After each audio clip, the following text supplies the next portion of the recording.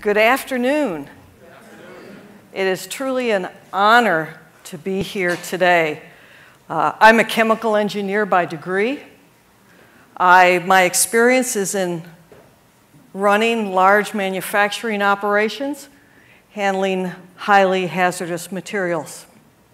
I met Joe at the Pennsylvania Hospital Association meeting, and I am a proud resident of the Commonwealth. And thank you very much, Senator and Mrs. Casey, for your wonderful story. I would like to share with you today a bit more in depth of the great conversation that was just had up here where Dr. Mayer talked about getting into the culture and how our caregivers are affected by what we do. That's really the primary message for today. So let's move forward. This is briefly what we'll discuss. All DuPont meetings start with a safety moment, and we will have one. We'll talk a little bit about DuPont, very briefly, move into integrated safety, and then into culture. This is the safety moment. This is a hazard that's 100% preventable. It has to do with our hearing. Please make sure you protect it because the level of damage that we get over the course of our lives, especially with the earphones now in our ears, we know we have a problem coming up when I sit on a plane next to someone and I can hear their music. So it's something to think about. DuPont's core values are very simple. Has nothing to do with making money, and safety is always first. Why? Because DuPont is a 215-year-old company that started out by manufacturing explosives. And today, we work in many hazardous pieces, hazardous products. Our goal is zero, and here's the sign. Every employee is given a sign like this in their native language to remind them of the commitment that we make to our employees, to our clients, our customers, and to our shareholders, because safety is something that comes first.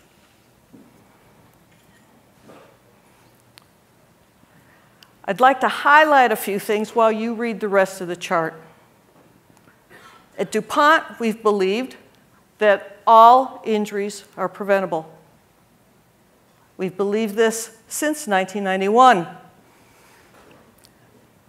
that zero injury is possible, and we have a site in Pennsylvania that's gone 27 years with an average force of roughly 700 people without a recordable injury.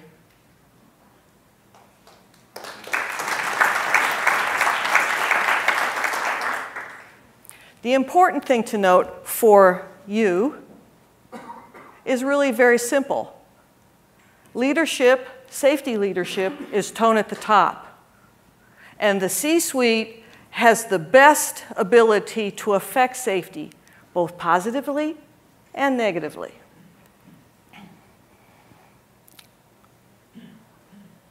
This is not the right slide.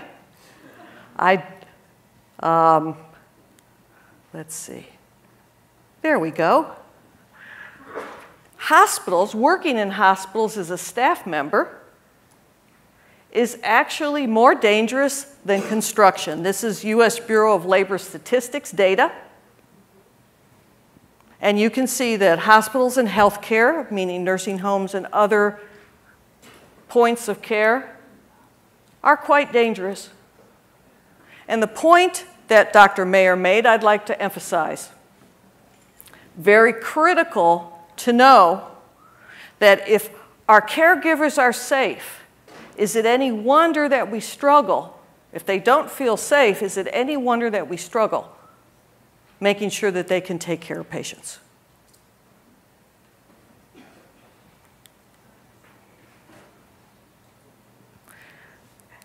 As was said earlier, culture trumps everything. And I would offer that I've actually seen in some places I've worked where culture will make a checklist look like a tick-the-box exercise that will not get you what you're intending. So you can have the checklist, but if you don't have the right culture, you're going to miss the point at some point in time in the future. And it really does eat everything, all your meals.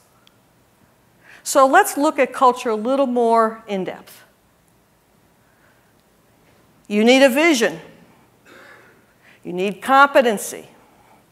You need resources, the right level of resources. You need an action plan. And you need the appropriate incentives. Without those elements, you will not have the culture you're looking for. And I've put sort of some descriptions. So it's important to think about this as you work to establish your clients, your climate, and your culture. All those items have to be present. And think of it this way.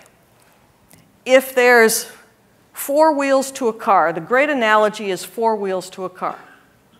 You have, and if you drive an older car, you know that one tire may have a rim leak, one tire may have a plug, one tire may be low or is habitually low, and you know that you need all your tires at a certain level for it to work well. And this is what culture's about. You need all elements, sort of like the spinning plates on the sticks. You need all elements out there working for things to work well. So culture also doesn't stay still. And safety is something you can't get done and then walk away from. DuPont's been working on it for 215 years, and they still don't have it right. We still don't have it right. Injuries are unavoidable to all injuries are preventable. I take care of my safety, and this is how the culture starts to move, to we take care of our safety. Interdependency. And we'll talk a little bit more about that in a minute. Safety is the job of the manager, the safety manager, to safety is part of everyone's job. When they benchmark DuPont and they say, how come you don't have that many safety people? It's because safety is a part of everyone's job. And I, as the leader of a manufacturing organization of a couple of thousand people all around the world, will get marked down if one of my folks gets hurt. Because I didn't do something right. I didn't pay enough attention. So if you think about how a culture moves, and you look at the chart, and you look at that and think of the red area as the number of injuries, you can have safety by accident to safety as a choice. And when I start working with clients, you can see that most of them fall into the safety by accident or safety as a rule. But it has to be broader than that, and it goes deeper than that, because there is a piece in there about choice and what I want to do. And in many hospitals today, what I see are safety silos. Patient safety gets a lot of attention. Staff safety gets very little attention. And as Dr. Mayer had said, he's a great straight man. No one knows what their total recordable rate is. And the fact that it's higher than many industries is not where the healthcare industry needs to be. So think about it as an integrated safety plan. Organizations have high reliability, and that requires leadership. We won't go through any more of that. It's been talked about already. Leadership means making a personal commitment. And everybody can be a safety leader, everyone in this room. And I know that you've signed up for it, and the last 2 days has been truly inspiring for me. I've had the opportunity to serve as a consultant in safety culture to the Columbia Shuttle Accident Investigation Board and spent 9 years on the NASA Aerospace Safety Advisory Panel. And I will tell you that culture, the same cultural issues that were present in the Challenger were also present in Columbia. Nothing bad has happened yet, so we don't worry about it. We trust luck? Let's not trust luck. Communication patterns were not the best, caused the deaths and the ending of the shuttle program.